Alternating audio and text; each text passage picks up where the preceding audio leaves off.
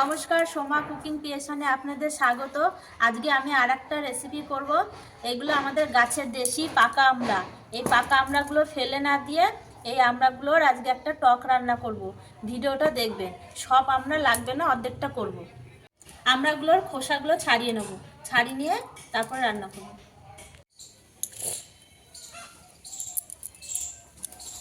কড়াইতে সর্ষের তেল দিয়েছি আর তেলটা গরম হয়ে গেছে। গোটা শুকনো লঙ্কা, পাঁচফোড়ন আর তেজপাতা ফোড়নে দেব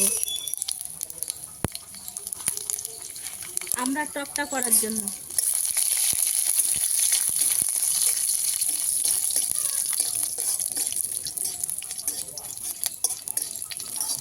মশলাটা একটু ভাজা হয়ে গেছে। এবার এই আমড়াগুলো ছুলে রেখেছি, পাকা আমড়াগুলো দিয়ে দেবো।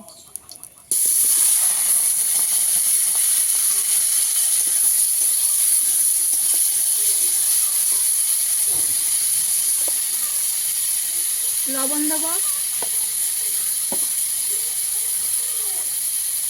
হলুদ দেবো, একটু নাড়াচাড়া করে জল দিয়ে দেবো।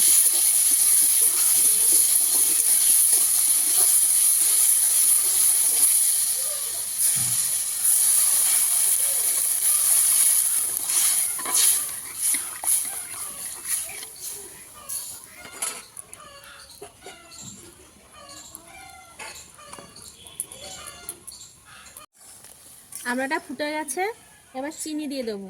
আর এই আমড়ার টকে বেশি চিনি লাগে না, অল্প একটু চিনি দিলেই হয়ে যায়। চিনিটা দিয়ে দেবো। আর এই পাকা আমড়া অনেকে খায় না, কিন্তু এই পাকা আমড়ার চাটনি টক এইভাবে রান্না করলে ভালো লাগে খেতে, দারুণ স্বাদ লাগে। আবার এই আমড়ার আটিগুলো ফেলে দিয়ে আমড়ার কাঠটা দিয়েও চাটনি করা যায়, ভালো লাগে খেতে। এগুলো দেশি পাকা আমড়া, ফেলে দেওয়ার থেকে তার থেকে এরকম করে চাটনি করে রান্না করে খেয়ে দেখবেন, আমড়ার টক দারুণ লাগবে খেতে।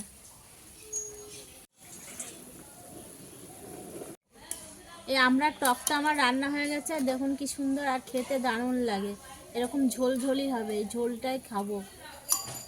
এবার নামিয়ে নেব, আমড়ার টকটা নামিয়ে নেব, হয়ে গেছে।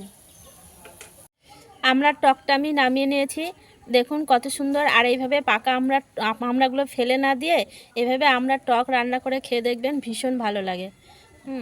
আবার এই আমড়ার আটিগুলো বাদ দিয়ে আমড়ার কাঠটা নিয়ে চাটনি করে খেয়ে দেখবেন, সেটাও খুব ভালো লাগবে। ভালো লাগলে পাশে থাকবেন।